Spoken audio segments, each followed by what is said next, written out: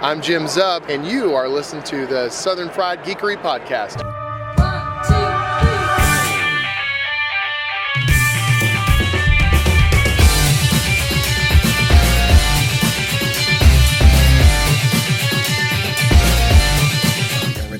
Yep. We need to do a mic test. Well, I've had it running. I'm checking the levels. I was watching the thing. I'm ready. Yeah, I think we're good. Okay. Let's test this without me having to pre-do the stuff. Okay. So I think we're going to be okay. I'm cool with opening up with Godzilla conversation though, if you want to. Well, the only thing I can add is I intended to watch the movie. He hasn't seen it yet. Oh, okay. Yeah. Have you? Did you already watch Kong Skull Island? Yes. Okay. Good. See, so you know that's a direct tie-in to this. I did not. You didn't watch the after credit stuff, did you?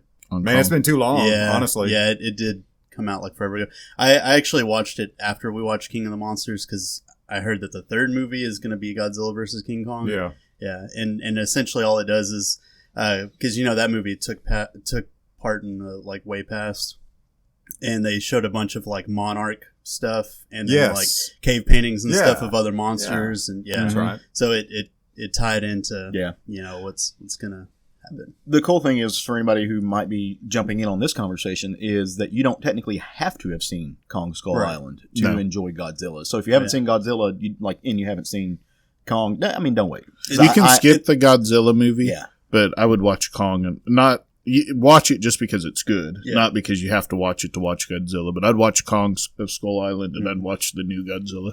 Yeah, see, and I haven't seen the Kong Skull Island, but I have seen the new Godzilla film, and I was not. I wasn't lost at all. Yeah. It's almost like watching one of the Marvel movies before seeing Avengers. Yeah. It's a monster movie. I can't imagine you'd be lost. Yeah. Well, I mean, you've seen some of the past Godzilla movies where you can watch those movies alone and still be lost. Absolutely. So, the one you're supposed to turn on the dubbing so you can. Oh yeah, all the Toho movies. Yeah, just ignore all of the human elements and just watch the wacky, big dumb fun monster fights. Yeah. I'm excited for King Kong versus Godzilla. Mm-hmm. Oh my god! Because Kong may be king, but Zilla's god. I don't think they're actually. I think they're going to fight for a minute, and then I think that they're going to team up. Yeah, I think. What are they going to fight though? White people. Monarch. what was the bad in King Ghidorah? Yeah, I think they're going to have Monarch Ghidorah. Oh yeah, or Mecha Ghidorah. One or the two of them. Yeah. So we're going to get a Godzilla Kong buddy cop movie. Yeah, I'm just hoping for. No, I think they're going to fight, but I think it's going to be. I mean, all the Kong movies or Godzilla movies turn out that way. They fight and then they team up against the bigger bad. Yeah, I'm just ready for 48 hours Mecha Godzilla. They're gonna throw some major without the racism, and the big bad's actually going to be Rita Repulsa, and the Power Rangers are going to team up with them. That's what's going to happen.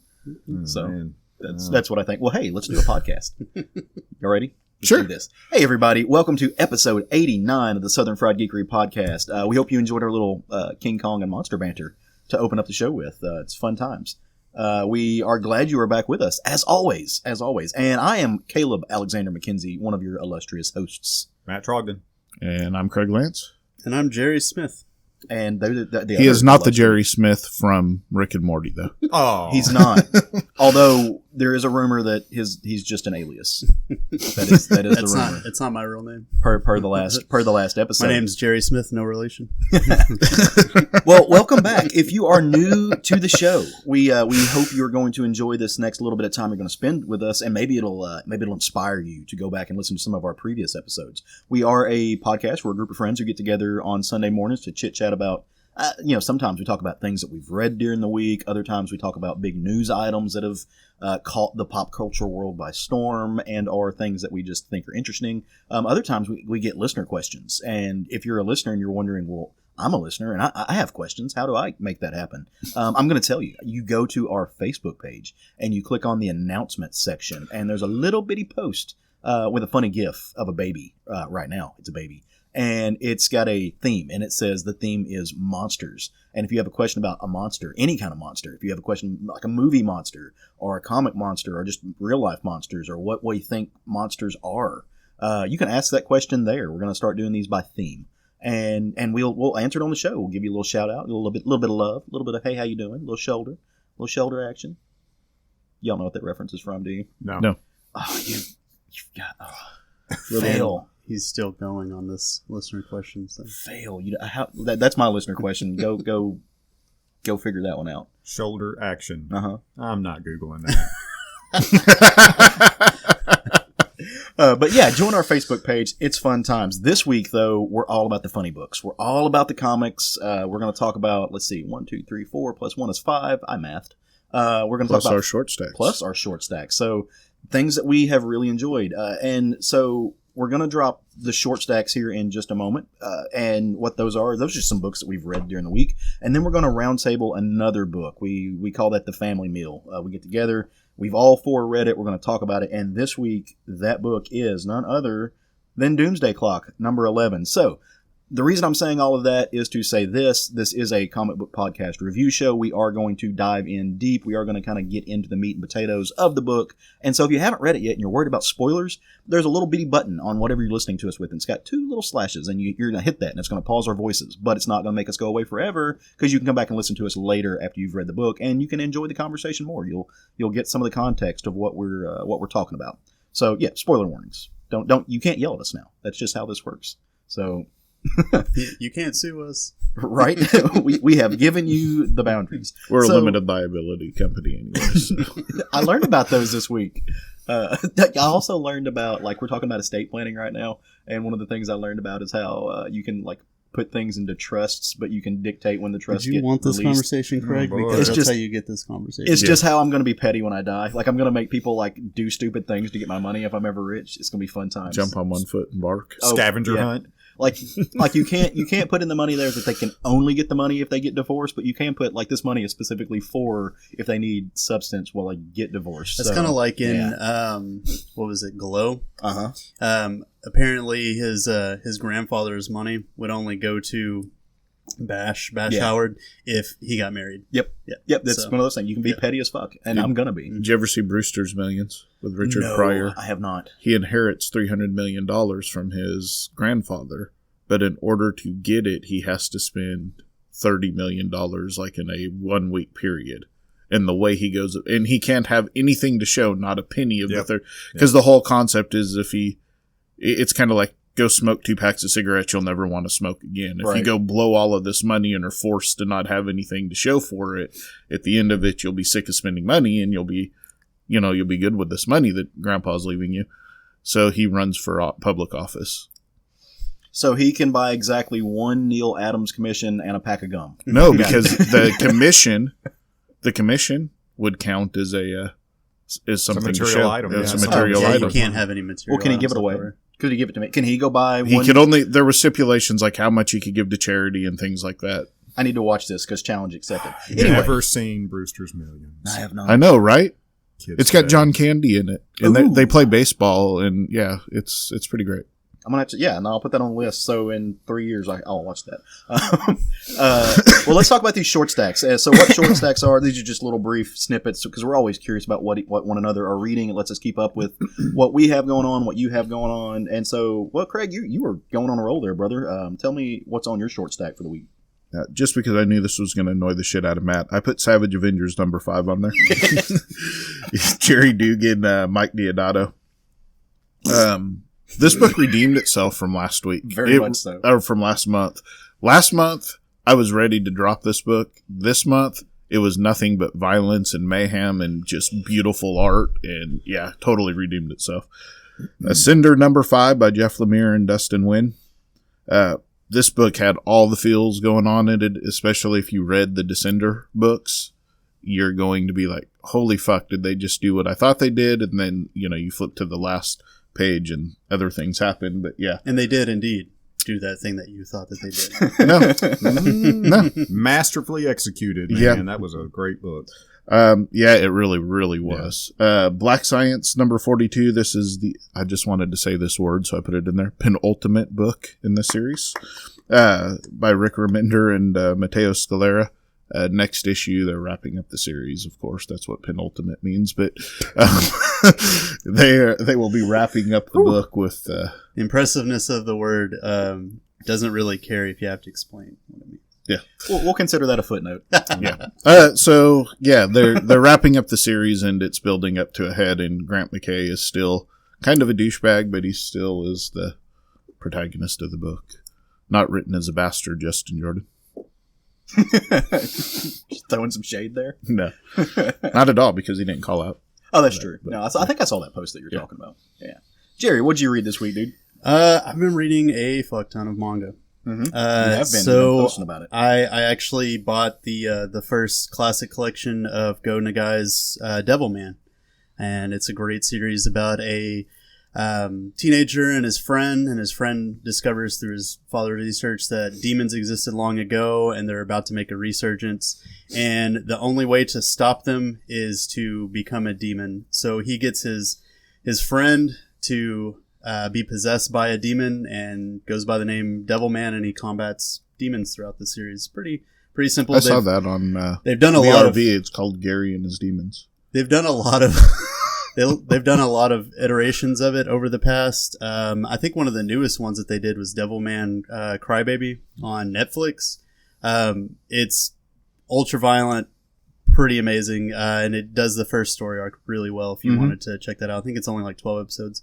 Another series that I've been reading is called Platinum End. It's by Oba and Obata.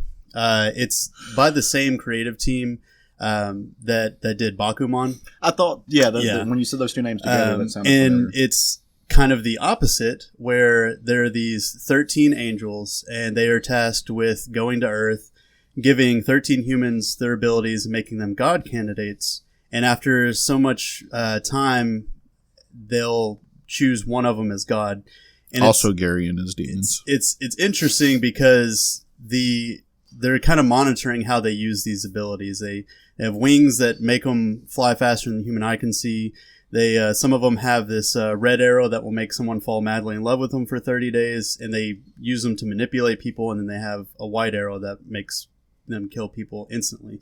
Please tell me your last one has somebody riding a tiger. And it's just really interesting to see how some of these people are greedy, some of them just kind of want to live their lives.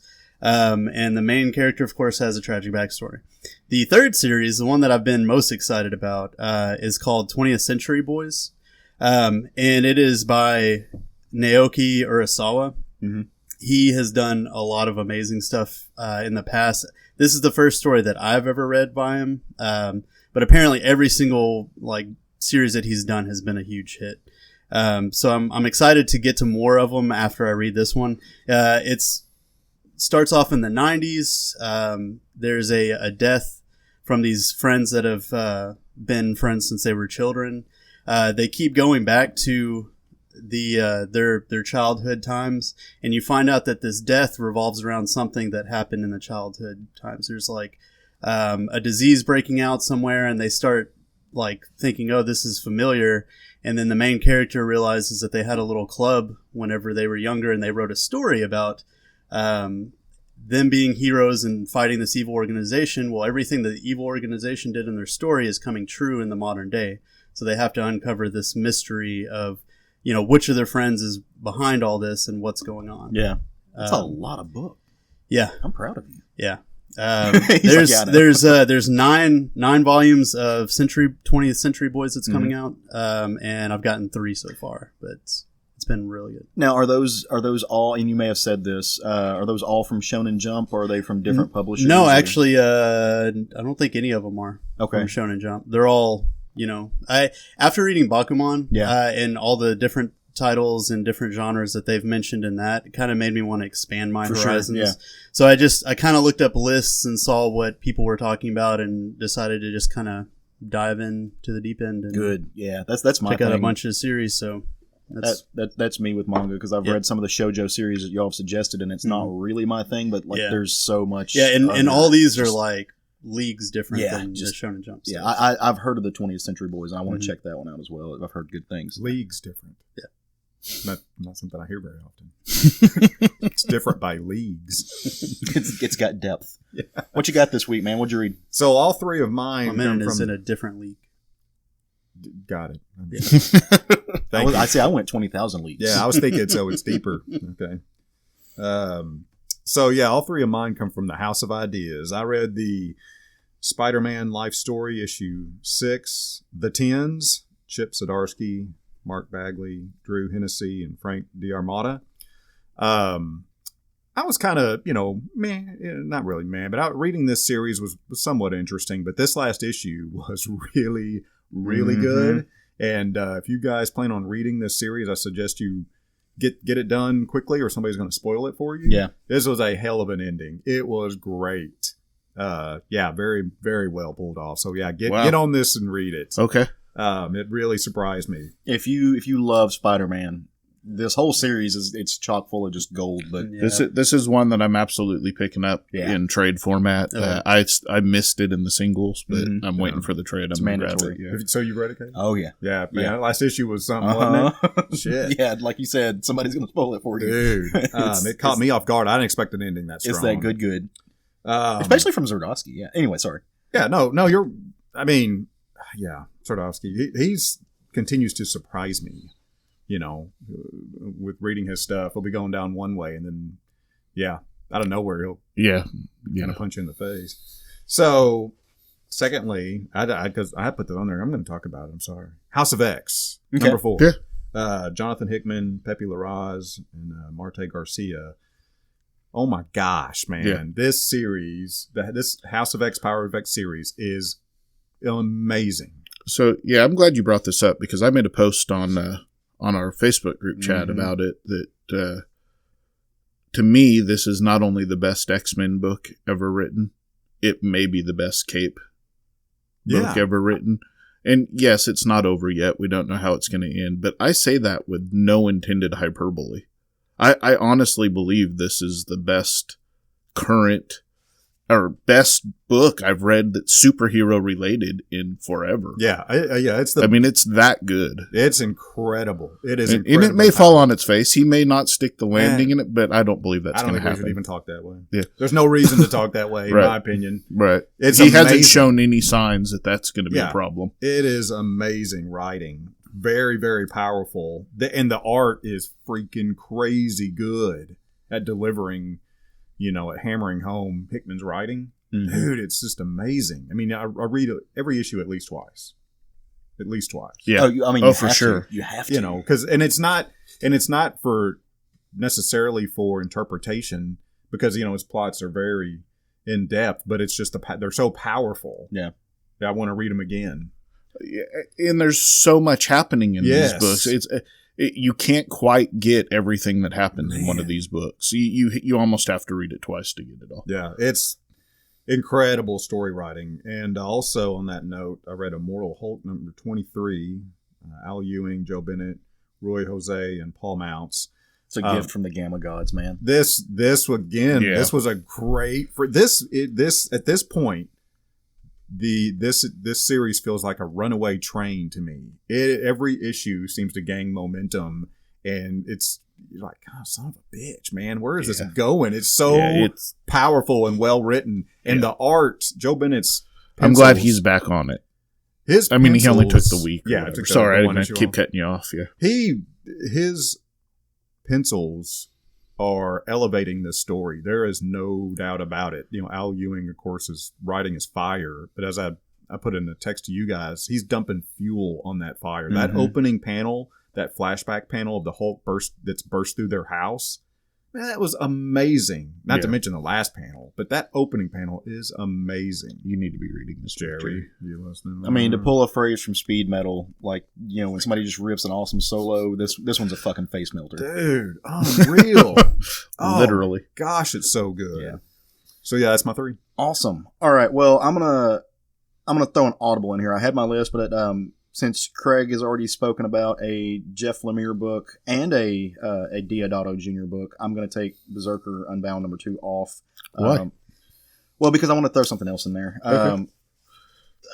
So I read Thor number 16 by Jason Aaron and Mike Del Mundo, and this was a really cool issue that it honestly made me wish that another issue hadn't have been printed, because this felt like the real goodbye to Jason Aaron's tenure on Thor. This is the last time he's on a Thor title. He's doing a 5-issue miniseries called King Thor that takes place in the future, but this is it for Jason Aaron and the God of Thunder. I didn't know that. Yeah, I didn't know that either. Yep. He literally mentioned it like last week. Just Jerry pays attention to what I say. I'm sorry. No, you're good. I'm just fucking with you. Yeah. So this is it for him, and this is it was a cool goodbye. It also did the same. Work. I think I'm actually thinking about when we went to go drink margaritas. I think you told me then. I don't think Jerry's right, and Craig and I are Now I'm taking my rub away, my backpack away. I don't think that's how it works. Jerry giveth, and Jerry also taketh away from Jerry. I should have just cut my mouth. There was margaritas involved. Yeah. But no, dude. So a few weeks ago, there was a one shot that came out that really did wrap up like the War of the Realms. Mm-hmm. Honestly, after reading this, I kind of wish I hadn't read that other one. And that's not usual for me that I read a book that makes me wish I hadn't have read another book. But to me, this served a better purpose. It was cool, and it was actually going to be. It was a great book. Yeah, it was going to be my book of the week this week. I was going to talk about it, but I decided to talk about a different book. Battle Pug #1 came out from Mike Norton and Alan Pasalagua. This book was fantastic. If you love Conan and puppies, you will find a lot of humor in this book. I love Mike Norton. I've spoken about the little Donnie comic strip that he did, and I actually had the big Compugdium that he put out, which was all of his battle pugs put together in one heart. Yes, Compugdium. If you don't know what battle pug is, I need to get you on this because you're going to love it, Matt. It was dope. It was a good first issue. I'm glad to see this coming out in a monthly, or maybe I think it's monthly, floppy form. And it had all the really, really great tropes that I wanted. Plus, there was a Russian bear that lost his hands. Fun stuff.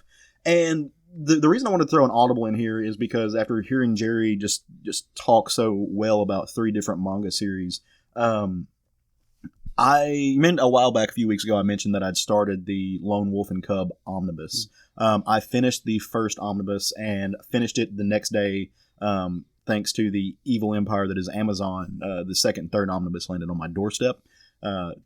Rock and roll. This is quite possibly the best long form story I've ever read. And yes, I am prone to hyperbole, and I'm sure I'll find another long form story one day, but this book is outstanding. This book is some of the most emotive, historical, but relevant storytelling I've ever read. The Frank Miller covers speak to my heart, and it's just the black and white samurai, feudal era samurai stories about fatherhood and about, honestly, for me, and I can be reading stuff into it, but there's a lot of things about homelessness in the book and honor, and it kind of flips the idea of being a Ronin on its head. It's the hotness. Is Samurai Executioner on your list? It will be. Yeah, it will be, because that's a prequel, if I'm not mistaken, right?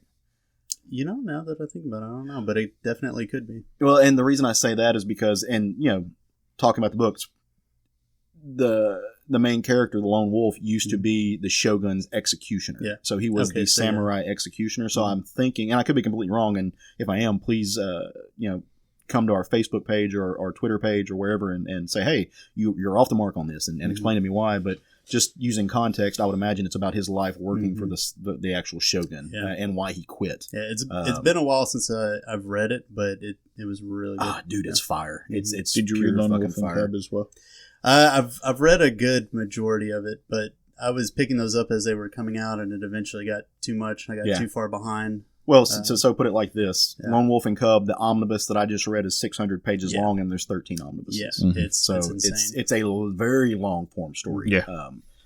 Which is something you don't see a whole lot in comics anymore. So good. So good. They also have 6 movies. Yeah, I haven't seen. I've seen the YouTube things pop up because my phone listens to us and collects metadata. Anyway, so good books all around. I like I said, I always love to find out what you guys are reading that we might not talk about on the show, just to get for me, just to get a better understanding. And I think our listeners dig it too, because we'll bring really things that we really love to the show, but there's a lot of comics out there, and we read a lot of stuff.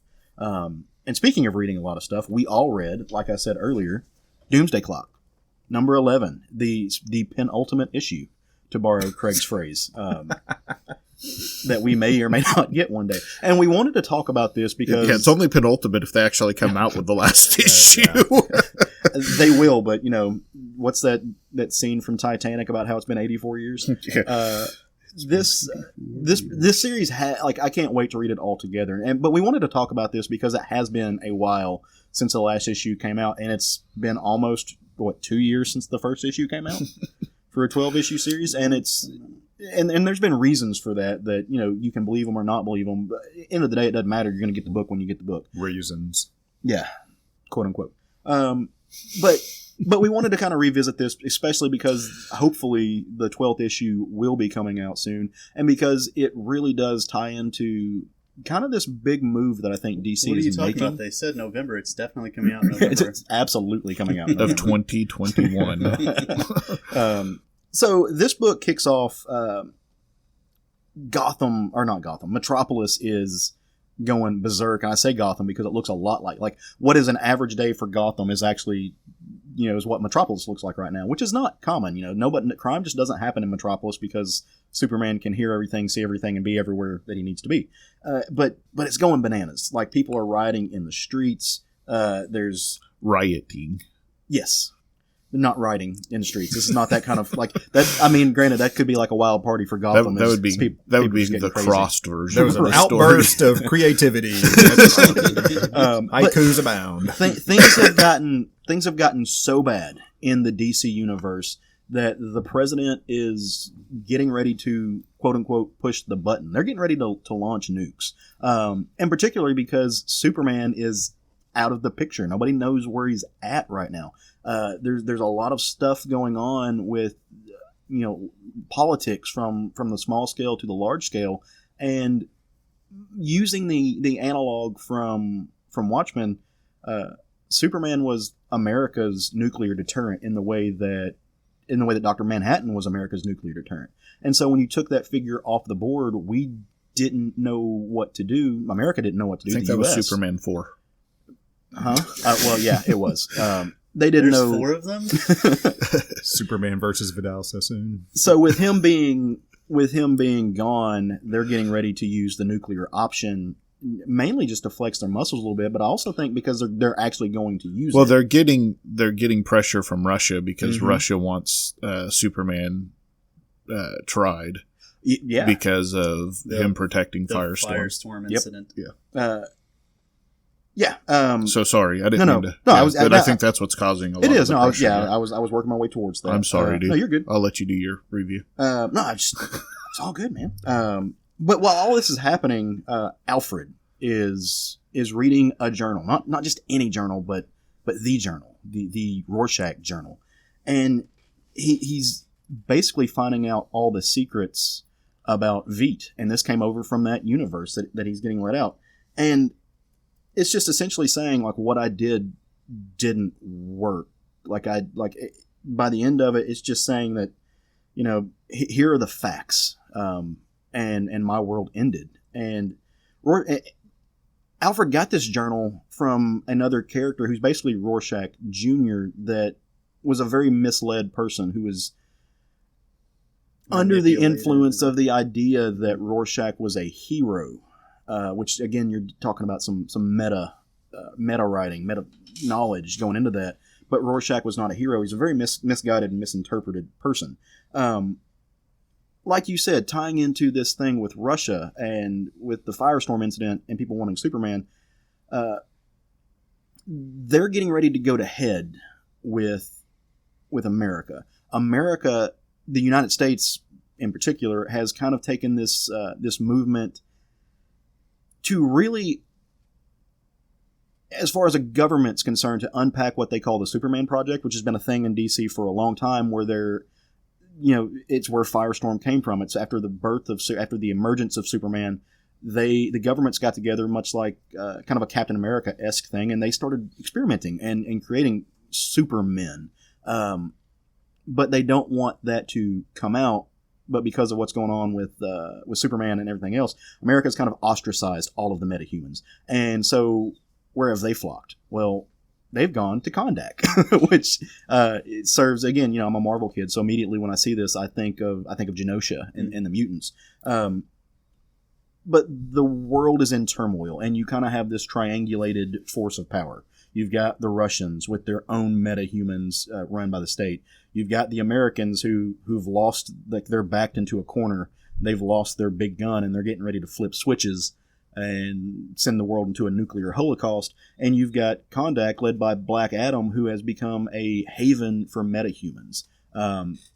You've got the Justice League is they've gone to Mars looking for Dr. Manhattan because they traced an energy signature back there, let him off the planet. So like all of the protective measures are gone and the shit is hitting the fan. And that's really where we're at. You've got, the Crawler and Titania fighting Wonder Woman.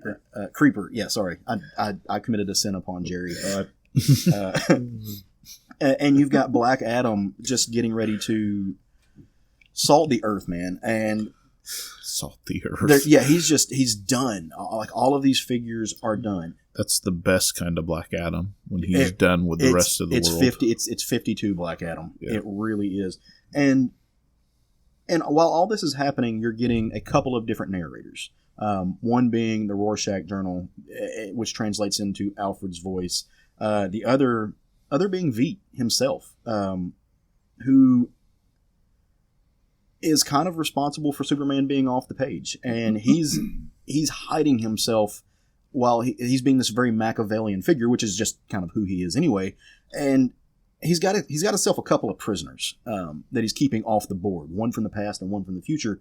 And like we might get into that depending on how far down the spoiler hole we want to go. But he's narrating these people like how his master plan was to save his own planet, which failed, and in order to save his planet, he traced the energy signature from Dr. Manhattan to the DC universe. But much like you've seen in some other stories, it's not just to the DC universe in one place and in one time.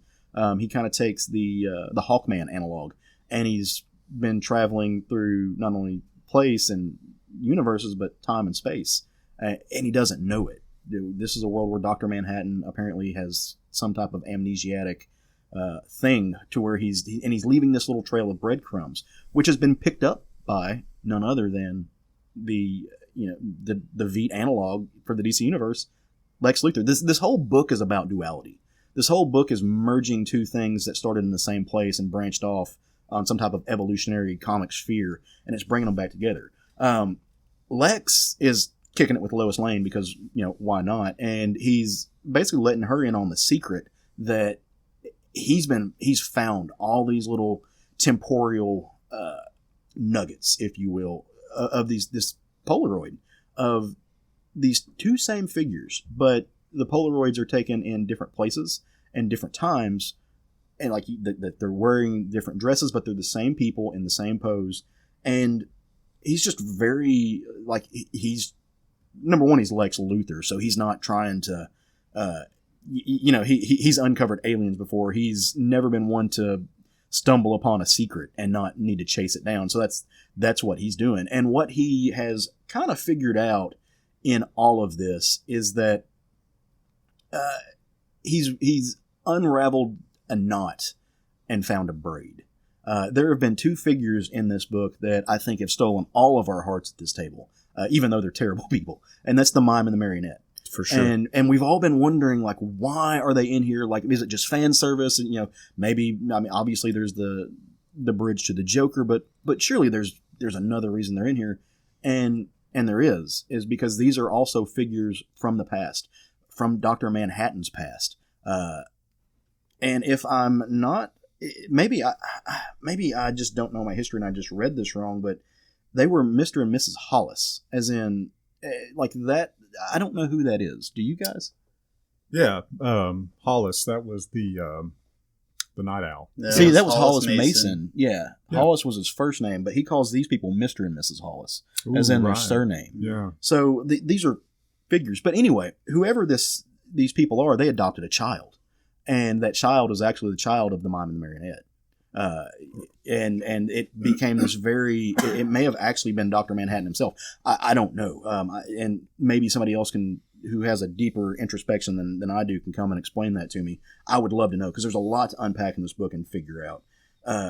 But there is this idea from these other behind the scenes powers that they are going to use the DC universe, one, to save the Watchmen universe, the other I guess, to incorporate it into the world and find a way to profit from it. Like, I'm not really sure what Lex's motivation is other than to uncover some secrets and to blow everything out of the water. I think Lex's thing is that depending on who's writing him and when, he legitimately thinks he's trying to save the world a good portion of the time.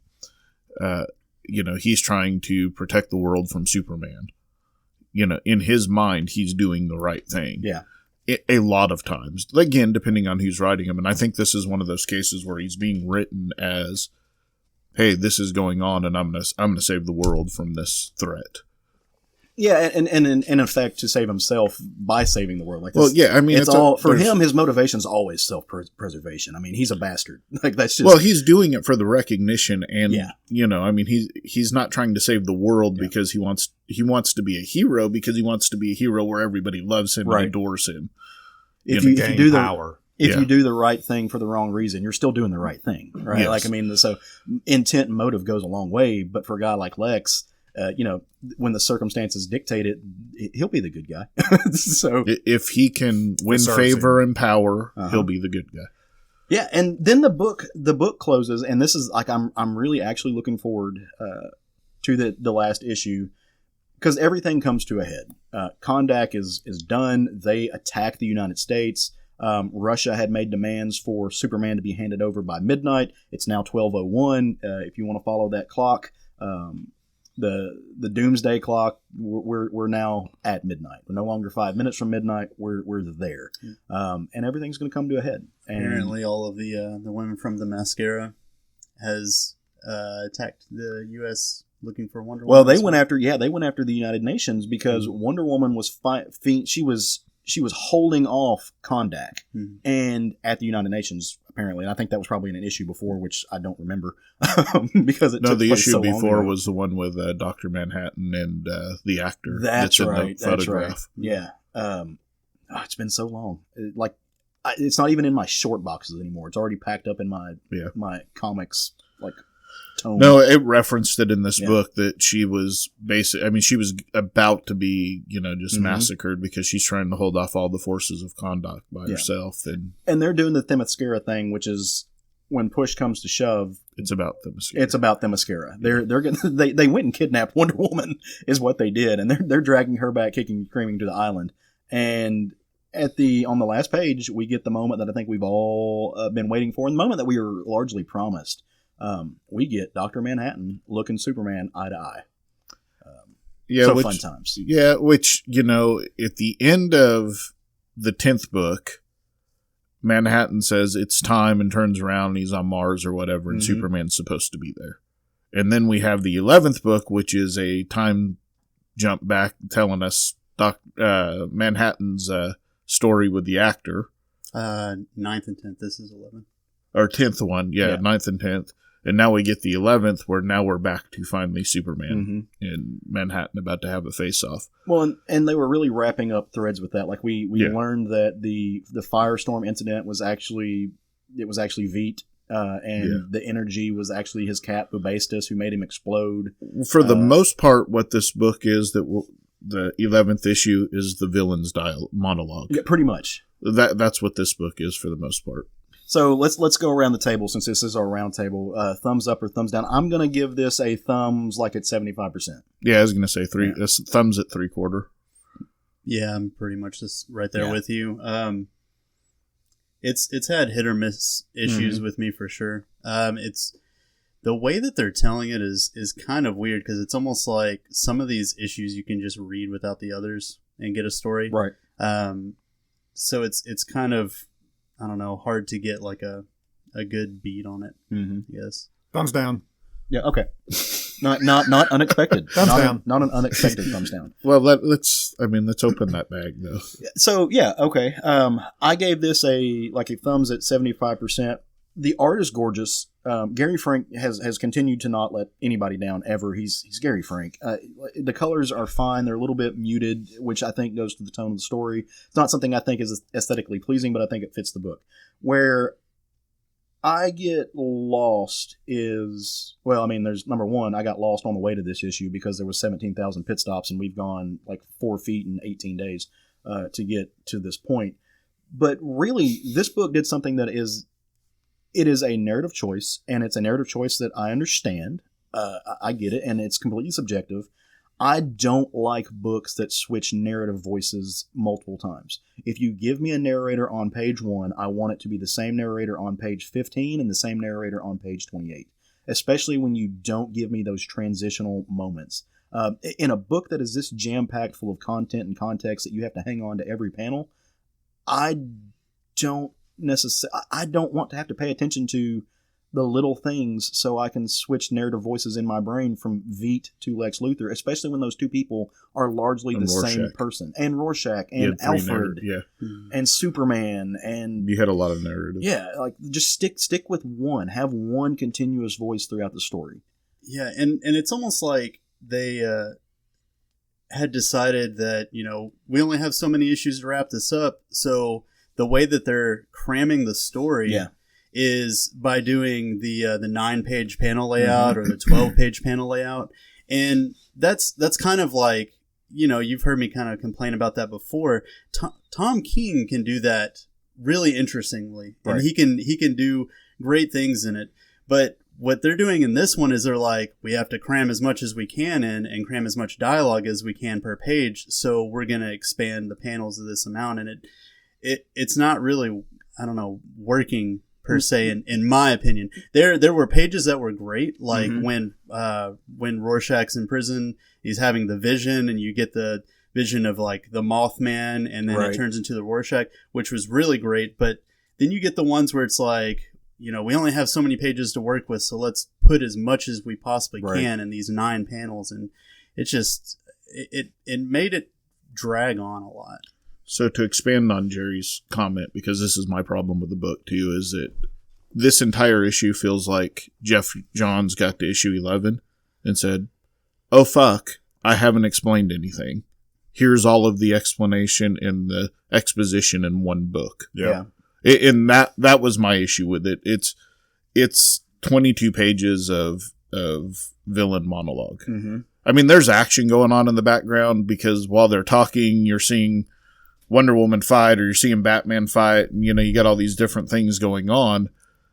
But to me, it's that moment in a movie when and it's that trope, and I don't necessarily love that trope where it's the villain just giving his monologue, and you get however many. I said 22, but however many pages. It worked a lot better in the original Watchmen when Veidt was monologuing. Yes, it did. It was. 1,000%. I think it actually was second to last issue. I don't mind that, but I do mind because to me this was like I forgot to give you all this stuff along the way. See, I don't think it's forgetting. Matt, did you have something? I don't want to. No, as far as I love reading a villain's monologue, but it's got to be done well. That's on brand. Don't just. I mean, it's got to be done well. And this sucked. I mean, I just. Well, and partly it's because, like I said, I think because you're switching up the villain's monologue 4 different times. Yeah, and it's like I was like, Jesus Christ, it's sloppy, shitty writing. So, but but here's what's good about the book: thumbs down on the book. However, it's because of the story. Mm-hmm. The art is fantastic. The art's dynamite. The individual DC characters, the writing of the traditional DC characters is very good. Yeah. But every time I have to read something that one of the Watchmen characters is doing, it sucks. I mean, this is a pale imitation of Alan Moore is what you're trying to do here, Johns. Sucks. And we only have really the one character because Rorschach turned out not to be Rorschach. Yeah, which is asinine. Yeah. Kind of tying in all 3 of those things that you guys just said, which are like I can't. All 4 of us are kind of on the same page. Yeah. With it. It's just what degree we hated it or liked it. Yeah. I think that Jerry is 1,000% on point. That this is John's taking a look at the office of DC and trying to be Tom King after seeing the success of Mr. Miracle and also not seeing the success of his Shazam book. I think you're on point. I think he's trying to do Tom King. He's also trying to write like Alan Moore, and there's a reason Alan Moore is Alan Moore. And to go with what Craig was saying, I don't think it's the point that Johns forgot that he didn't wrap up the story. I think it's because editorial made him change his story. I would love to see Johns' original script, like the first one that he turned in before all the delays and everything else. Because what this feels like to me is not that he needed to wrap it up really quick. It's that editorial came in and said, "Hey, Bendis is doing some cool shit, and you need to make Doomsday Clock work into it." Because I'll go ahead and spoil this. The two figures that we said that he had, that Veidt has locked up, are Saturn Girl and their Golden Age Green Lantern, Alan Scott. And the reason those two people are in here and that we haven't seen them before is because Legion is about to launch and because they're bringing back the Justice Society. And those are both things that are inherently being put in there because of what Bendis has mapped out for the DC universe.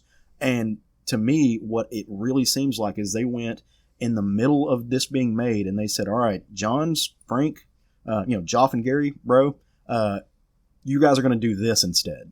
And that's where this all falls apart to me, because it feels like they're still trying to take their story, their really, really good story. Like, there's really great elements into this. Like the mime and marionette stuff being looped around to being the actual parents of potentially Dr. Manhattan or these other figures. Again, I'm not sure who that kid is. And I'm sure if I had taken more time, I could. It'll be explained. But it's fine.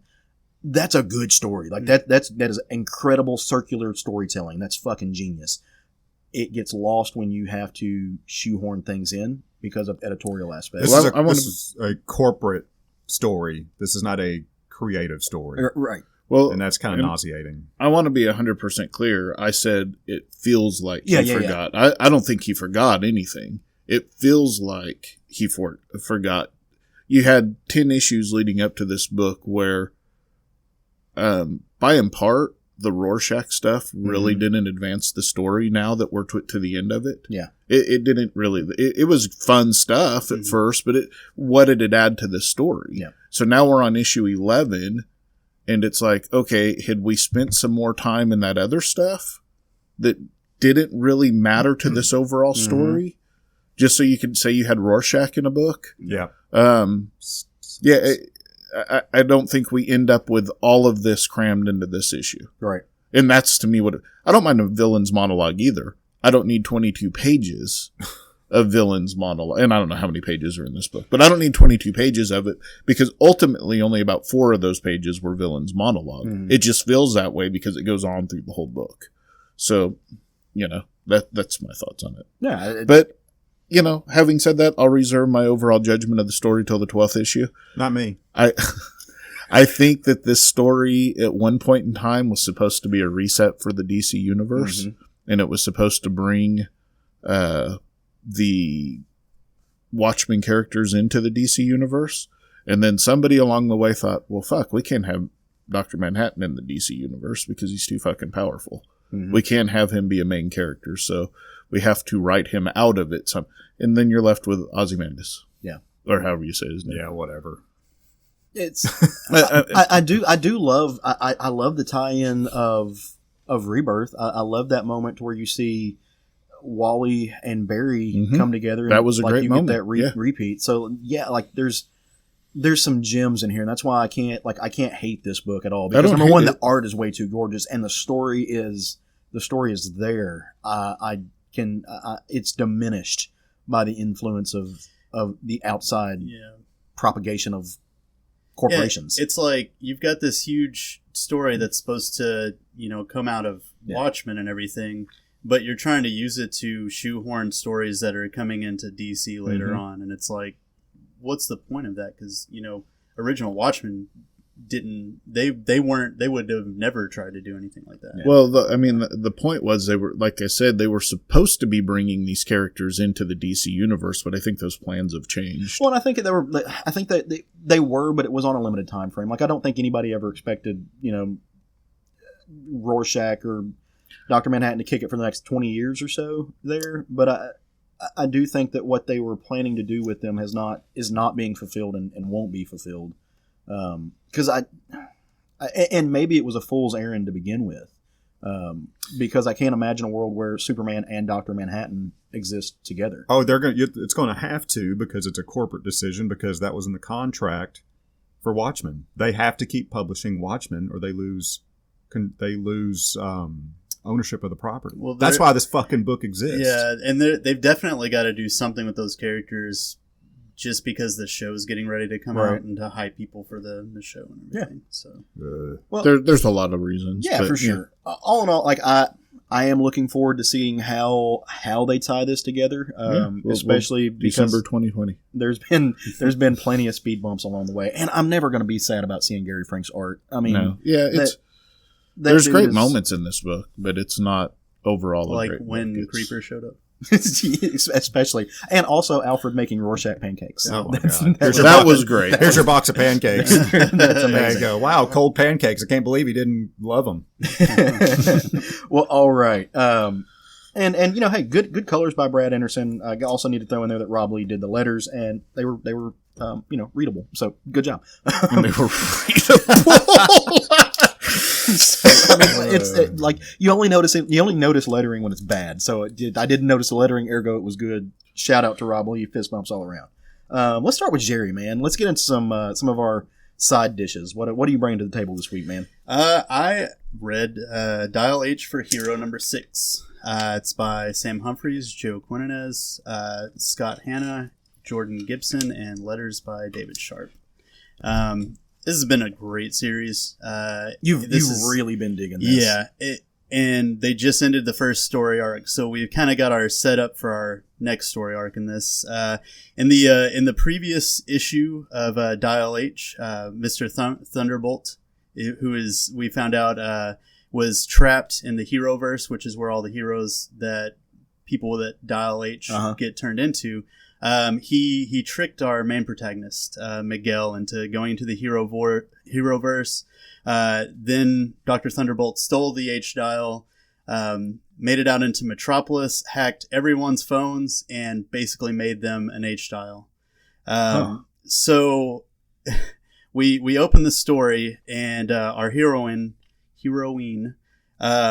Summer, had just, saw his phone booth and it was lit up like an H-Dial. So she, of course, used it because she has had that power and felt that high before. And she turns into a hero. And it's interesting because they constantly say, a hero that you've never seen before and may never pop up again. But she turns into one that she turned into back in issue 3. Right. So that was kind of an interesting thing. She soon realizes that there are fucking heroes everywhere, like weird heroes, not any of our normal heroes that frequent Metropolis, but there's just they're running amok, as you say. Meanwhile, in the Heroverse, we cut back to Miguel and the Operator. When they got trapped in the Heroverse, the Operator, who is from there, who kind of maintains everything that goes on, had this plan to get them out. So they had these really great panels of them traveling through the Heroverse and going on this phone cord to get, and they ended up at this place that looked like Castle Grayskull, which was fantastic. And what they find here is another H-Dial.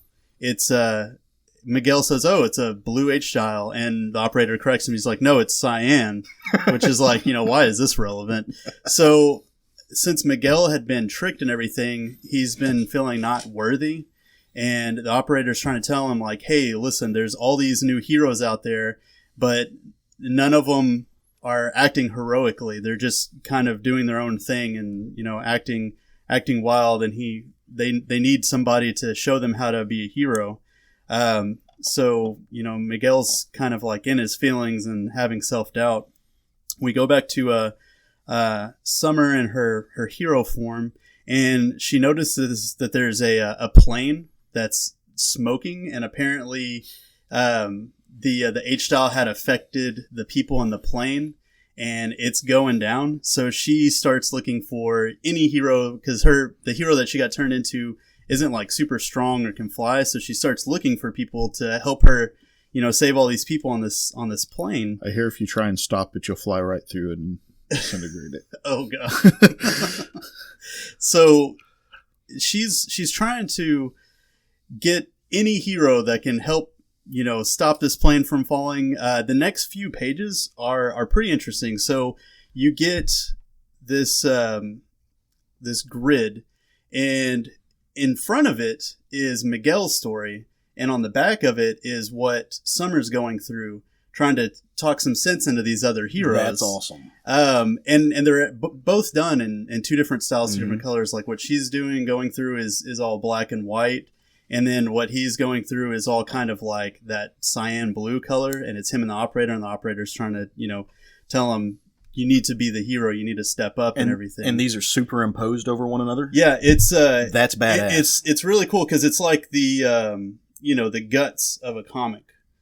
See, that is cool use of the medium. Yeah, right? Like that's impressive. And that's one of the things that I've really been liking about this series is I'm a huge fan of like panel layout and everything, and they've really been killing it on this book. So he finally kind of mentions Miguel's parents and this scene that Miguel had with Superman, because he like a lot of kids idolizes Superman, but one of his main reasons is whenever he was a kid, he took bumped his head diving into a pool, and Superman was nearby, and he came and flew him to a hospital. And he's always kind of lived his life looking for that high, and he found it in the H-Dial.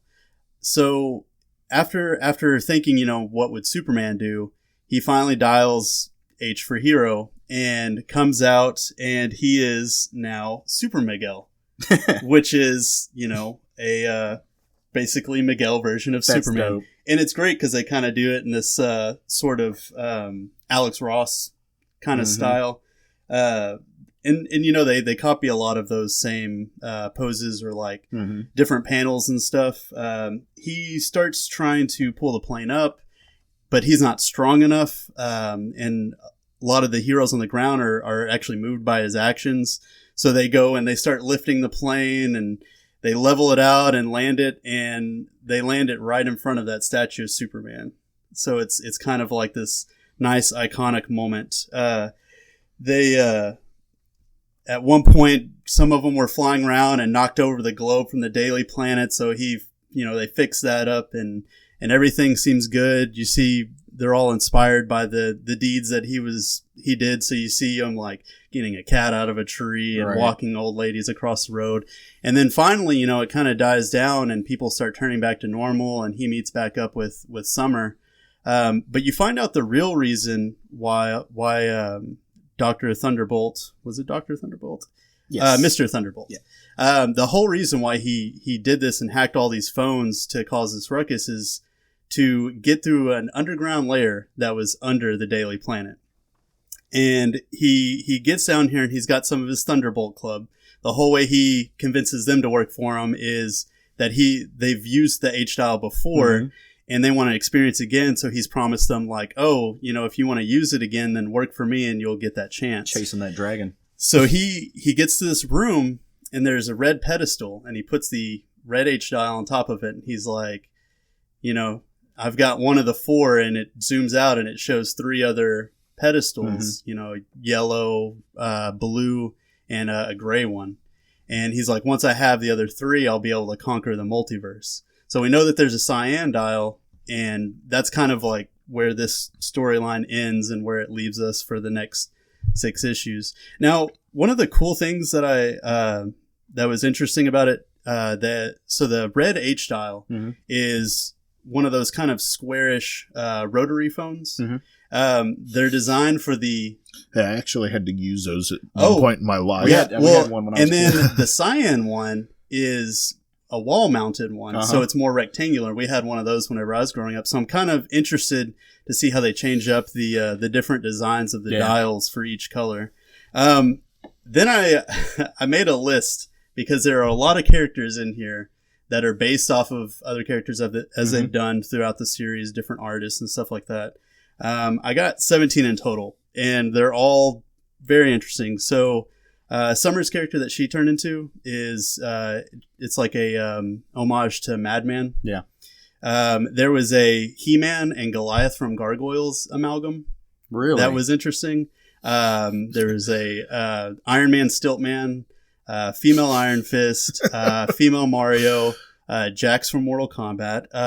There was one character that looked like a cross from a Simpsons character and Louise from Bob's Burgers. There was a Storm Scarlet Witch amalgam. that just does a world breaker. Right Japanese schoolgirl Black Cat. There was a cross between Ant-Man and Galactus. There was a Squirrel Girl, but with ferrets, so a ferret girl.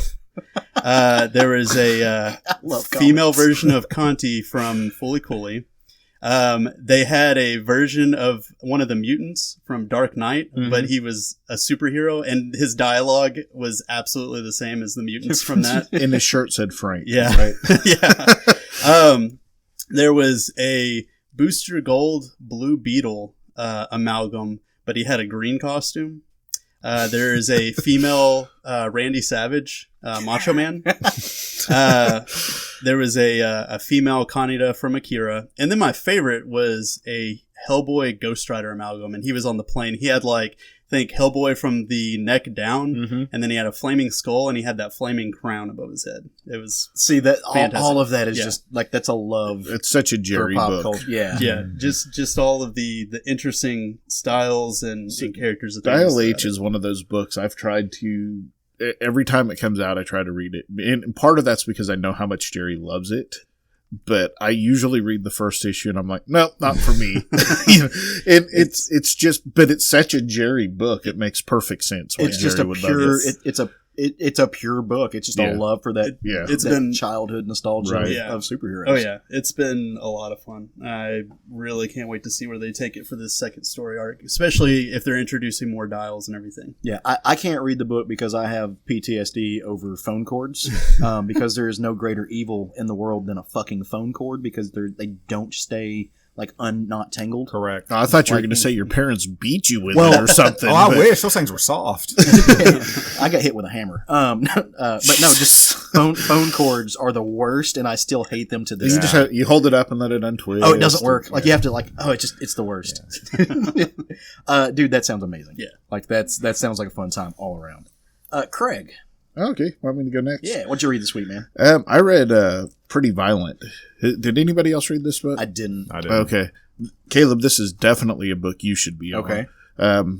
But it's by Image Comics. It was written by Derek Hunter and Jason Young, artwork by Derek Hunter, and colors by Spencer Holt. Now, I did some research on these guys, as much as I could find. Derek Holt's work, he had one little solo book he worked on, and then he did one in, which makes a lot of sense, but he did one of the books in I Hate Fairyland. I don't know what he did on it or whatever, but I know which one. Yeah, I know which one you're talking about. And then Jason Young, I don't know if that's Scotty Young's brother or not, or relative, or they just happen to have the same last name. This book looks and feels a lot like I Hate Fairyland, except it's in superhero universe. So I dig the art. This looks there's it's connected to Scotty Young, but very Aaron Connolly. Yeah. Nice. Yeah. Ooh, I like this. So this story is about a young female superhero named Gamma Ray who's making her debut in the superhero world. And she shows up on her first thing here, and there's a boy that's being attacked by a hero called the Hulktress. Huh? Oh, Exactly, the Hulktress. And she's attacking this boy. So Gamma Ray thinks, I'm going to go save this boy from the superhero. So she does. And the Hulktress is like, no, you just saved Mad Manimal in his human form. I've been waiting years for him to be in this form so I could actually stop him. So the boy turns back into Mad Manimal and kills Hulktress. So now the world hates Gamma Ray because she just got Hulktress killed, trying to do the right thing. So she starts fighting Mad Manimal, and they're having this epic battle. Well, mechanics, or mechanics, however you say his name, shows up. Well, Mad Manimal calls him Mechanics, which is pretty great. But he's obviously an analog for Iron Man, and he shows up, and he's like, no, I'm here for Gamma Ray. And he's like, I know who you are. And he takes her and he starts flying away with her. Well, she punches him in the head, and his body falls and crashes on Mad Manimal and kills him. And everybody's like, you killed Mechanics. And she's like, God damn it. Cause she can't do anything right. Well, the boy walks out of the armor. He's not injured.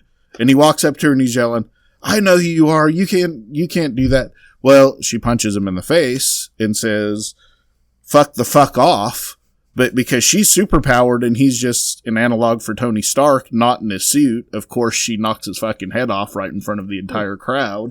And anyways, that right there, that's half of the book. It just keeps rolling. It's such a fun book. The art is fantastic. Derek Hunter's work is reminiscent, as I said earlier, of Scotty Young, especially in what you saw in I Hate Fairyland. Sorry. The colors are brilliant to the point that I'm putting Spencer Holt on my short list for colorist from this book alone. So this is one of those stories which I think comics don't do well enough, or don't do it enough, I guess is the way it should be said. This is a super fun story with a dark edginess to it, but it's told in a fun way. You know, sometimes we think, oh, we're going to write a dark and edgy, or, you know, you get a dark and edgy book. Well, it's got to be Batman-esque. It's got to be this, you know, super dark tones. And this is written fun. Yeah. But it's got this dark and edgy side to it. Like Chew. Yeah, exactly. I Hate Fairyland. Or I Hate Fairyland, something. And these books always attract me. Because you can have all that stuff and still have fun with it. And you can have all this stuff going on. So, if you loved I Hate Fairyland, you need to be on this book. Again, it's just a superhero version. If you wanted to know what Gertrude would do as a superhero, read this book. Who did you say the artist was on this? It's Derek Hunter. He's got, for those of you who are listening at home who are wanting kind of a waypoint into what this looks like, he's influenced a lot by Tom Ruegger. I'm looking at some of his pages now. Tom Ruegger, if you don't know, he's the guy behind Animaniacs. Oh yeah, so he's one of the animators behind Animania and a bunch of other stuff back in the day. This has got a very, like, there's one panel where she's beating a motherfucker with another motherfucker, essentially. Yeah, and that's very much an Animaniacs sell. Tom Ruegger, I love this. Yeah. How did I not? I don't know how you're not on this, but you need to be on this. Yeah, book. how did I miss this? I don't know, because it was written and drawn by people that you didn't know the names. Mm-hmm. But as soon as I saw the cover of it, and there's one of the covers is done by Ryan Otley. I'm looking at it right now. Yeah, literally. And it's a fantastic cover it's too. Like but, Baby Tank Girl. Yeah. It's great. Yeah, almost a little reminiscent of Hit Girl, the way they write her, but it's a fun book. Like I said, the art's what it is. It's a very cartoony style. It's very, as you said, Ruegger-ish, or Scotty Youngish, or Aaron Conley, everybody in that same anybody field. In that field. But the colors really drew my attention. And it's cartoony, but it doesn't lack the violence. No, it doesn't lack the blood. It doesn't lack, and that's what I mean when I say this is a dark, edgy story done in a fun way. Right. I got to get this trade. Yeah, least. For sure. I dig this a lot. I knew it would be one that you'd like if you'd open it up. Oh, no, I'm going to have to. I can bring you the first issue if you want. Yeah, please, okay. If you wouldn't mind. Yeah. Matt, you want to go first? Or you want me to go first? Whatever you want, man. Ooh. Hey, that's a wide open invitation. Scoot over here by Daddy. I'll go first. We'll let you finish up. So, okay. My book that I'm going to talk about is not a new book. It's not a book that just came out. It's been out for a little bit. I want to say, let's see, this was published circa 2017. So it's been out for a hot minute. But after our conversation last week about news strips and about getting into the Scott McCloud things of what makes a comic, can a single panel thing be a comic? I went home and I saw this on my shelf, and since I had finished my other big read, which was, like I said, the Lone Wolf and Cub, I needed something else that I could just read a few pages and put it up and not have to power through it. And I have got this book that I've read before, but I really wanted to revisit it, and it's called Baking with Kafka by Tom Gold, and it's published by Drawn and Quarterly.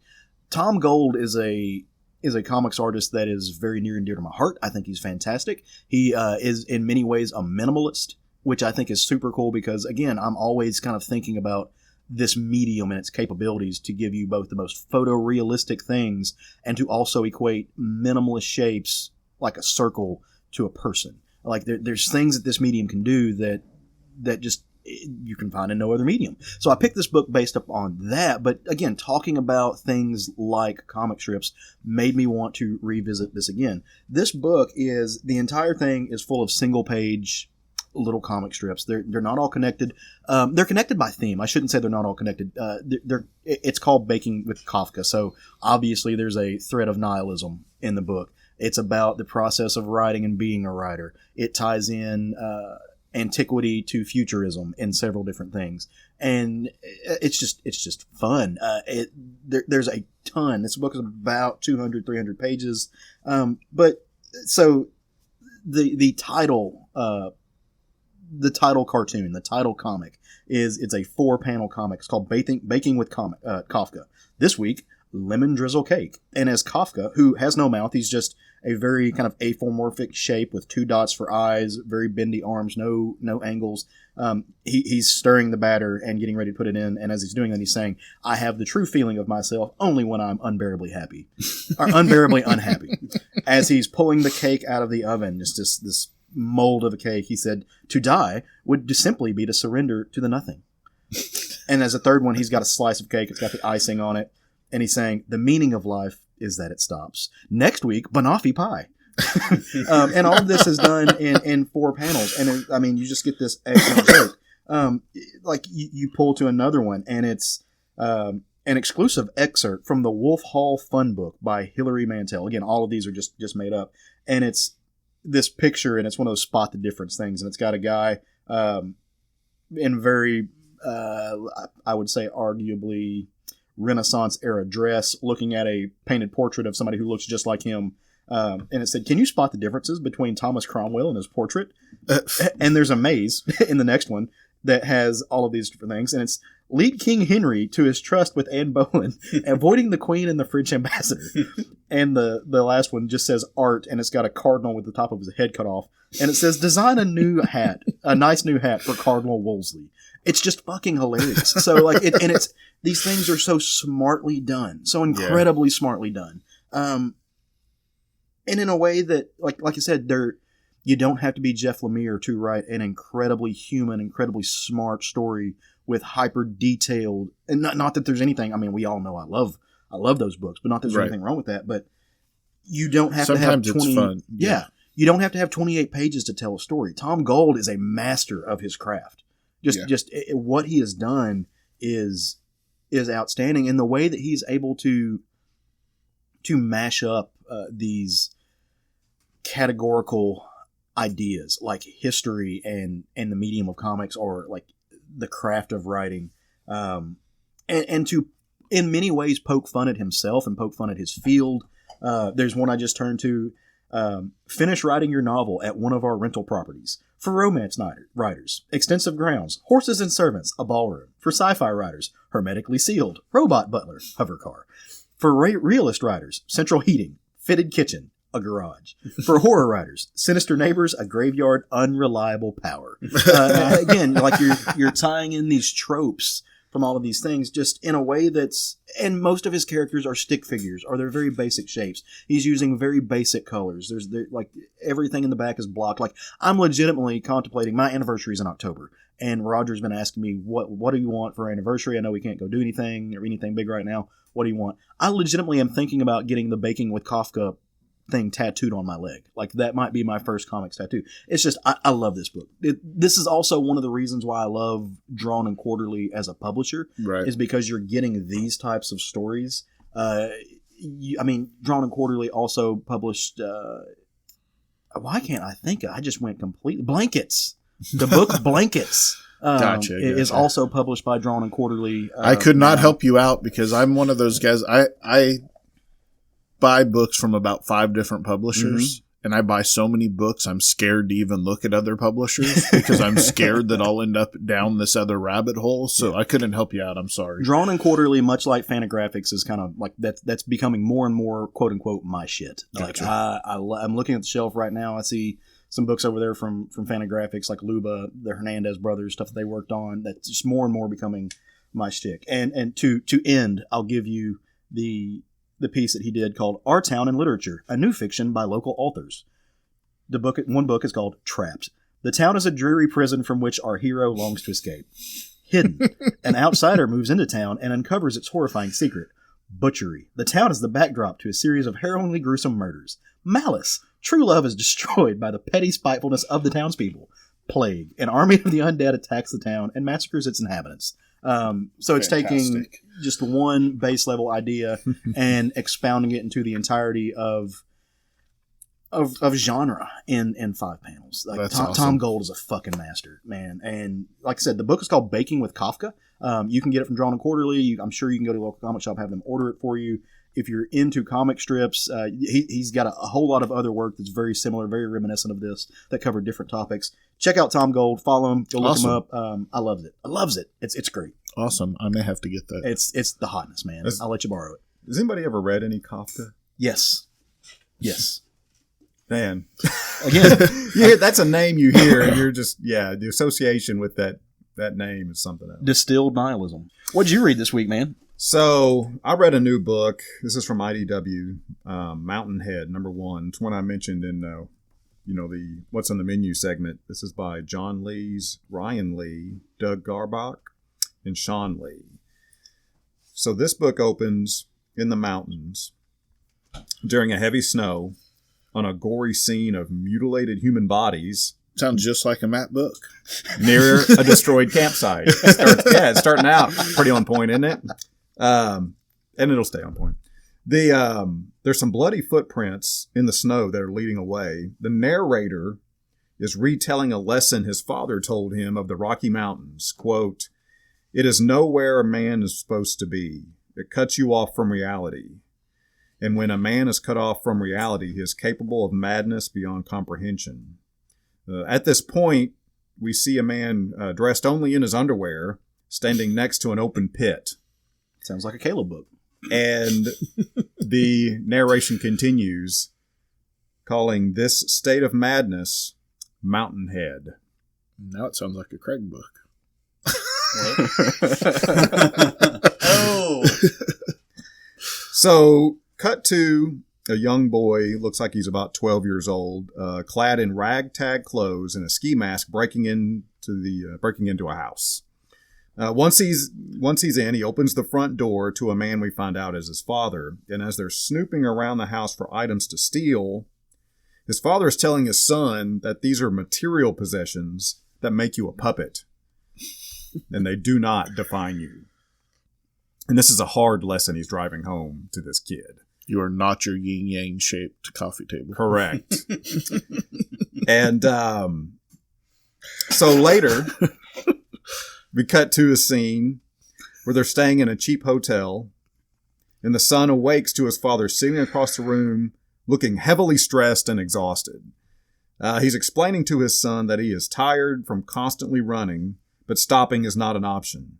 That's how the government gets you. He only rested once, he says. It was when you were born, but that is when they got your mother. The father is holding a gun, telling his son that they must die before capture, if that were to occur. On the next break-in job, they're actually discovered, and the police are called. During the arrest, the father pulls his weapon with the intention of murder-suicide, but the police shoot him.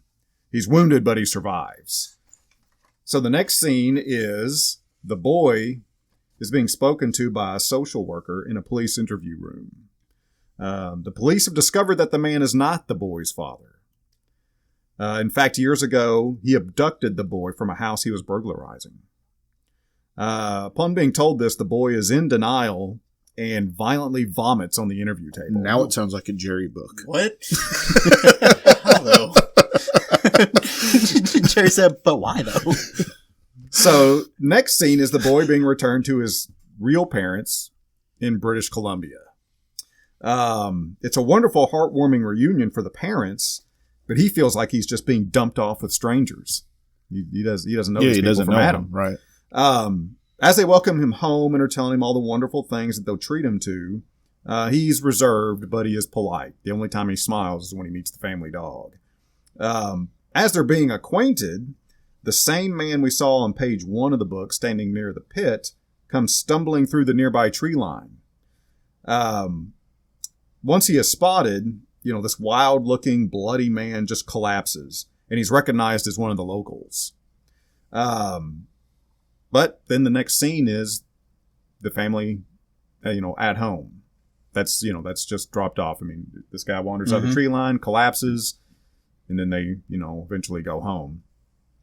They're having their first family dinner together, and they keep referring to the boy as James. And he tells them that his name is Noah, and it always has been. Quit calling me James. His concept of, and he's telling them his concept of reality is completely upended. His whole life, the man he thought was his father, he's found out it was not.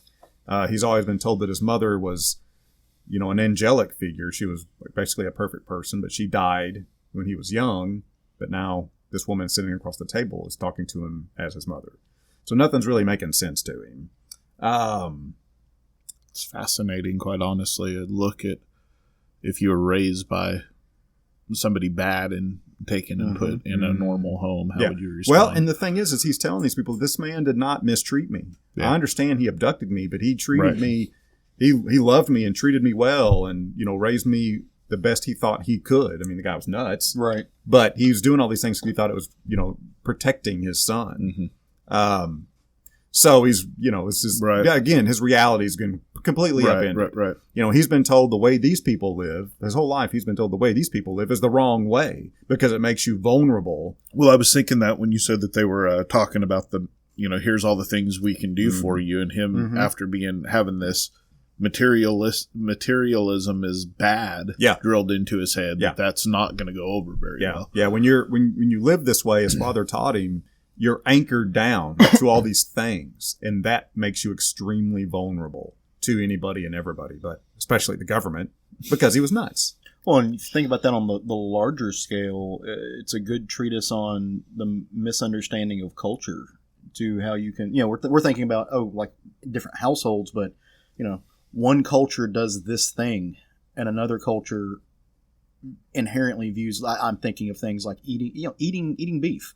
Another culture sees that beef as divine. And so one culture might mock the idea, the other culture is completely abhorred at the practice. Like Native Americans' concept of owning land. Exactly, yeah. Something like it's completely foreign and egregious to them that this idea. But again, you dial it down to the smaller scale and you're dealing with what is it when you fall in love with your abductor? Stockholm syndrome. Yeah, there's a lot in that book. Yeah, that's a lot to unpack. So the book ends. I thought it was about getting head on a mountain. No, I haven't come to that part yet. Bloody head, apparently. Yeah. So the book closes. The boy's awake in the middle of the night, wrapped in a blanket next to an open window in his bedroom. He's huddled up with all of the belongings they had kept with him from his nomadic life, and is repeating to himself the lesson his abducted father taught him. Don't slow down. Don't get comfortable. Do not think you are safe. And be ready to run. This kid's going to be a lawyer someday. Very, very interesting. Yeah. And I'm looking on the wall, and I don't see one here. No, this is the only one that came in the shop. Is the one that I ordered. Yeah. The art is a lot of heavy lines. It's I guess to reference it, I would say if you're familiar with Kevin Eastman's art, it's heavy lined, but more cartoony and much more. It's very expressive, expressive art. The color was done very well. I mean, the whole delivery was very, very good. And that final scene, in the background are all these, it's a window into the way this boy thinks, the way he was conditioned to think. Or there are all these red, angry eyes in the background. That's the way, he feels like he feels in this house. I think he's going to grow up to be John Wick. Right? I'm looking at some of the panels on just Google right now. The color palette for this book is really cool. Yeah. Like very neutral, very grays, very toned down. Yep. this is cool. It's interesting because I love when the color palette matches a book and the tone of a book, but then like in my book where it doesn't match, it also can be really cool too, or absolutely. Outer Darkness. But I really, when they do a good job matching the color palette to the tone of the book, you usually don't even notice it because it's done well. Yeah. It's when it's wrong that you notice. Oh, yeah. Yes, you do. It's kind of like letters. You know, when the tone's wrong, you notice it. But, Yep. There's a little bit of Rob Guillory in here, too. Yeah, absolutely. Yeah, well, when he said cartoony, that's kind of what because I also was thinking Outer Darkness, which is a darker book that's done cartoony as well. Very cool.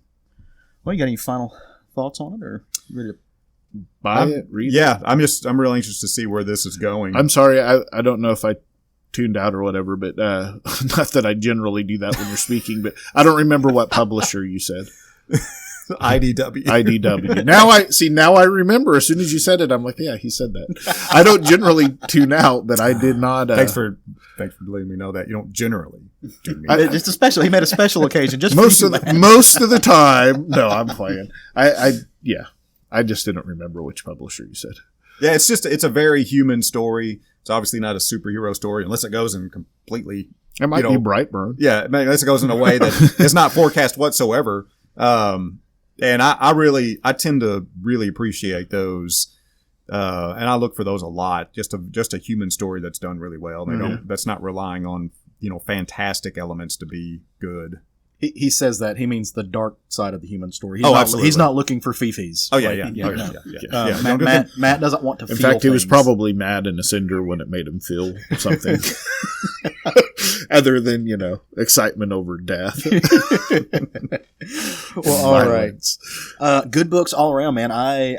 It's fun. I did not read any of the books that you guys picked out, and I want to now, and that's kind of why we do this. Those are. Like I want to get Dial H on trade because that just sounds like something I'll laugh at, and you guys know how much I like comedy, right? Yeah. No, it really does seem like something I really want to check out. Mainly because it just sounds bananas and crazy. I likes it. I'm gonna get with Tony when he gets here and see if I can get Mountainhead ordered. Do it. All right. Well, we ready to kind of start edging this thing down, landing the plane. Yeah. Go all right. Well, the way we like to do this is we like to on each show. Give you guys a suggestion, if you will. We're playing the menu out a little bit for next week. Wednesdays are new comic book days everywhere. It's when the new comics are released at either a local comic shop near you or your online retailer, be whatever it may. Apparently not DCBS, though. They've got some issues going on. We've got a lot of friends who are really upset, and rightfully so, because DCBS allows you to order like in spurts, so you can order like just a month's package. So you order what you want come out for a month. These folks are still waiting on books that came out in August or prior to August that didn't make the last shipment. And they're telling them it's because if they get previews, they're having to delay it. Yeah. Yeah. So there's a lot. DCBS is really kind of, that's probably a topic for another conversation, but yeah. DiscountComicBookService.com is what we're talking about. DCBService.com. They great people. They're not a sponsor of this show. It has probably would never be now that we just. I'm gonna don't worry. I'm gonna cover us up a little bit. They have a lot of benefit to them. If you grow up in a place like I did, that there is a comic book store anywhere near you, or if you're traveling a lot, like our buddy, I think Bill Zanowitz, because he travels out of town so much, they are a really good service. They also offer deep discounts, new books, sometimes up to 50% off, usually around 30% off. I mean, you're going to save a lot of money. You might have to make up for it in shipping if you do more than once a month, but it's protecting your wallet. Great service. Unfortunately, the backside of that is, because it's an order form, you have to sometimes wait.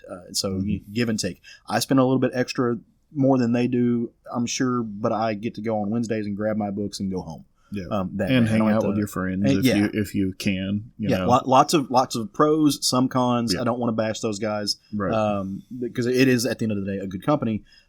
We've digressed a little bit. Sorry, that was my fault. Let us on a tangent. We're talking about on the menu. Okay, right. New books next coming week. out on Sorry. Wednesday. Put me back on the rails here. Next week there are some books coming out that I think that we think you will enjoy. You might not. We could read them and dislike them, and that's okay. That's how these things just kind of work. But to do that, we're going to set the menu by telling you to just grab some of these things. And the book that I think, I'll kick us off. The book that I think that you all might enjoy, maybe hopefully, is a book that comes from one of those publishers I was talking about earlier. It's from Fantagraphics Books. And this book is called I Know What I Am, The Life and Times of Artemisia Gentileschi. It's written and I think drawn both by Gina Siciliano. It is a graphic novel. It's a little bit pricey. It's going to be $20, but you're getting your page rate worth. That's about what these types of books. I was going to say graphic novels for about $20. You usually get a lot more out of that book than you get out of ordering 4 floppies. And this book's a little bit of historical realism. It's about the 17th century artist who was an extraordinary painter. I googled some of her works, Artemisia Gentileschi, and it's essentially, it boils down to what it's like aspects of the Me Too movement in the 17th century in a field that was predominantly male driven. I Know What I Am sheds light on the historical relevance of routine sexual violence against women and highlights a fierce artist who in the real world stood up to a shameful social status quo. And that's a quote from the headline, but it sounds like something that I really want on my shelf. Again, from Fantagraphics. I highly recommend them as a publisher if you've never read any of their stuff. Check it out. Awesome. Yeah. What you got, Craig? I got Coffin Bound number 2. I believe it's Image Comics. I'm sorry, I forgot to write it down. Dan Waters and Danny. That's their entire name is Danny. It's sex, chainsaws, and pancakes, and that's all you need to know about this book. If you listen to our show, you heard me talk about the first issue of this, and this series is based on the first issue, is a lot better than it had any right to be, and so. Yeah. Now I want pancakes. This is the second book we've had pancakes in this morning. I want a chainsaw. I want sex. All right. Jerry, what do you want? Yeah. To not answer that question right now. So my looking ahead book, I'm actually staying in the realm of DC. Nice. Other than my short stack, everything was DC this week, which is good because I need more DC books. It is DC Comics Gotham City Monsters #1. This is coming out of the Leviathan event. It's Steve Orlando, Amanke Nahelpen, and Philip Tan. Now that Shade has been dismantled, Frankenstein's a free agent, and he's going to go after his former mentor, Melmoth, the one evil that got away. But to do that, he can't just go after him himself. He's going to form a team with other monsters. So he recruits Killer Croc, Lady Clayface, Orca, and Vampire Andrew Bennett. And it just sounds like a fun team up. I love me some DC Frankenstein. Mm-hmm. Yeah, you do. And I can't see where this 6-issue miniseries takes us. There's one character that's going to show up, and I know this from the previews catalog, that I'm really excited about in that book. Who that? She's got lots of red hair, and she's a member of the Bat family. Oh, yeah. And she fights monsters. So that should be all the context you need to figure that one out. Yeah. Just real quick, Coffin Bound is Image. Oh, sweet. Okay. I was right. Good guess, Craig. Pat me on the back, Jerry. Yeah, good guess. Thanks. Matt, what are you grabbing this next week, brother? So I'm looking forward to Moon Knight Annual #1 because this is written by Cullen Bunn, art by Ibrahim Mustafa and Philip Tan. So, I mean, I'm always looking for a good Moon Knight story. Why are you? There's not even a Moon Knight title going on right now, and they're doing an annual? Mm-hmm. Sure. Okay. Yeah. I mean, it's Marvel. Yeah. I'm just wondering their thought process there. I'm hoping this is a sign we're going to get another good Moon Knight series. I'm hoping this is what this is going to lead to. Yeah, I know. Cullen Bunn has hit or miss on Marvel for me. Sorry. Oh yeah, sure he does. I didn't mean he does. Derail you. I'm just. Yeah. I've read his, some of his old Moon Knight stuff, and but I like he's really good at writing creepy things. So. He's good at anti-hero stuff for sure. So I'm optimistic about this book. I'm optimistic about Moon Knight in general. Kang the Conqueror has found a way to rewrite history in his own image. We don't need history to be rewriting. It's wide enough. Yeah, no kidding. Right? But when the chance to settle an ancient grudge against the Egyptian god Noshu tempts Kang, the process is interrupted, and time and reality quickly go haywire. So it wasn't Khonshu. Yeah, whichever. I wonder if is there a decision on that? Like, because I've always said Honshu, and you say Noshu. Jerry says Khonshu. I said Noshu, but I don't know why. Because he has at least one shoe. I got you. So let me get this straight. We've already had the confusing storyline of what personality is Mark Spector. So now we're going to be like, wait, we don't know that Moon Knight is Mark Spector. Yeah, I know, right? So then we're going to get the what personality, what time zone, or like what time frame are we looking at here? Wow, that sounds real confusing. They're going to bring the team from Hawkman over to Marvel to fix Moon Knight. That's what they need to do.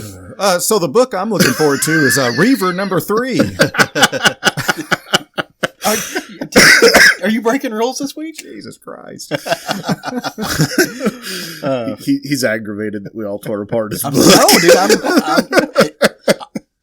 I am a Moon Knight fan. I'm looking forward to this as well. I'm on Team Matt. # Moon Knight annual with no series. Or no shoes. God damn. Well, are we ready to? I'm ready to bring this thing home. You gonna give us a book? I did. Did you? Yeah, he went first. I must have tuned you out too. Oh man, you did. Now I remember. Woo, man. Matt, we're just fuck us. Am I right? Everything on this side of the table. I remember now. He is short-term memory loss. I'm an old man. He's the elder of the group. Well, all right, guys. We hope you have enjoyed all of this show, especially the last 5 minutes because it was great. You haven't tuned it out.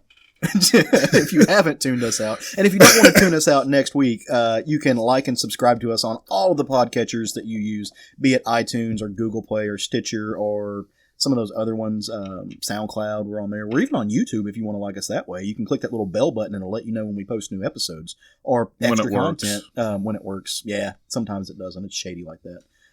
But you can also come find us on our Instagram and our Twitter pages. We're at SFG Podcast on both of those. If you've got any questions, comments, or concerns that you don't want to put on a public social media forum, you just want to send us to us in private, as long as they aren't weird pictures, that's cool. But you can shoot it to us on southernfriedgeekery@gmail.com. If nothing else, like I said, we'll be back same place, same time next week. I think next week. Same bat time, same bat channel. And we're talking. Speaking of which, did you know today? I think you do know this. Today is it's the anniversary of the debut of the Super Friends cartoon. So happy birthday, Super Friends! It is, and as I told Bill Zanowit, it is what I blame. Star Wars and Super Friends is what I blame for the man I am today. That's a pretty good combination, and I happen to like the man you are today. So thank you. Even when I tune you out, even when you tune me out. And we're going to, on that note, go forth and love some comics.